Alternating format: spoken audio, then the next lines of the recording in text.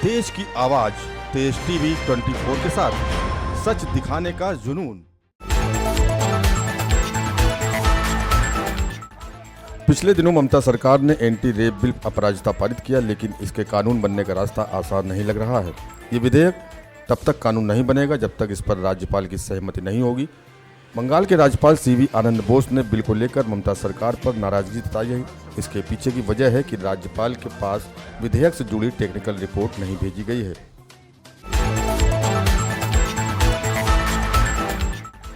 पश्चिम बंगाल के राज्यपाल सीवी आनंद बोस ने मुख्यमंत्री ममता बनर्जी प्रशासन की आलोचना की, क्योंकि हाल ही में पारित दुष्कर्म विरोधी विधेयक के साथ तकनीकी रिपोर्ट भेजने में वो विफल रहा, जो कि इसे मंजूरी देने के लिए आवश्यक है। इस दौरान बोस बहुत नाराज दिखे। उन्होंने कहा कि ये राज्य की नियमित प्रथा रही है कि विधेयकों के साथ तकनीकी रिपोर्ट नहीं भेजते, फिर उन्हें मंजूरी नहीं देने के लिए राज्यपाल के कार्यालय को दोषी ठहराते हैं।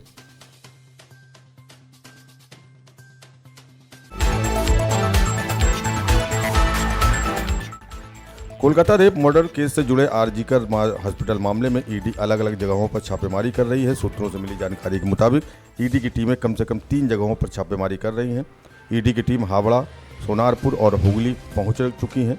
हुगली में एक जगह आरजीकर अस्पताल के पूर्व प्रिंसिपल संदीप घोष के करीबी रिश्तेदारों का घर भी शामिल है। सीबीआई के बाद अब इस मामले में ईडी की भी एंट्री हो गई है।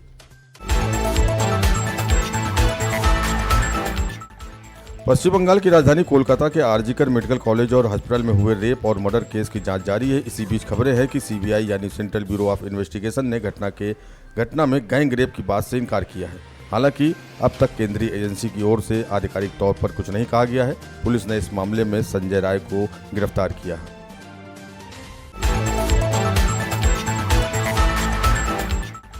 सुप्रीम कोर्ट ने आरजीकर मेडिकल कॉलेज और अस्पताल के पूर्व प्रिंसिपल संदीप घोष द्वारा दायर एक याचिका को खारिज कर दिया है, जिसमें उनके कार्यकाल के दौरान वित्तीय अनियमितताओं के आरोपों की सीबीआई जांच को रोकने की मांग की गई थी। ये खारिज करना प्रतिष्ठित चिकित्सा संस्थान में भ्रष्टाचार की चल रही जांच में एक प्रमुख घटनाक्रम है।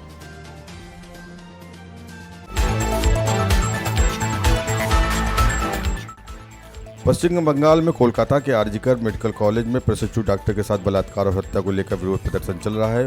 वहीं इसी बीच विश्व भारती विश्वविद्यालय के तीसरे वर्ष की छात्रा अनामिका सिंह की रहस्यमय परिस्थितियों में मौत हो गई, जिसके बाद पूरे परिसर में छात्रों ने विरोध प्रदर्शन किया। उत्तर प्रदेश के बनारस की 22 वर्षीय अनामिका सिंह शिल्प सदन की छात्रा थी, जो विश्वविद्यालय के पास आम्रपाली छात्रावास में रहती थी।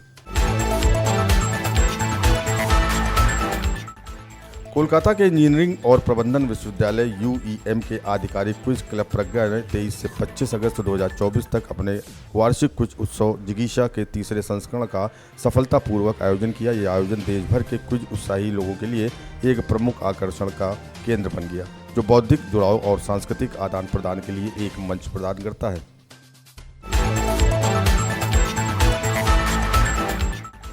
बाऊ बाजार में निर्माणाधीन ईस्ट वेस्ट मेट्रो सुरंग में एक और समस्या आ गई। गुरुवार की रात अचानक सुरंग से पानी निकलने लगा। स्थानीय लोगों ने जब दोबारा पानी निकलते देखा तो तुरंत पुलिस को सूचना दी। कल रात को ही 11 परिवारों के 52 लोगों को निकालकर होटलों में रखा गया। आरोप है कि बाऊ बाजार इलाके में 3 बार इसी तरह की घटनाएं हो चुकी हैं। मेट्रो का दावा है कि उस इलाके की मिट्टी नाजुक है, इसलिए काम करने में दिक्कत हो रही है।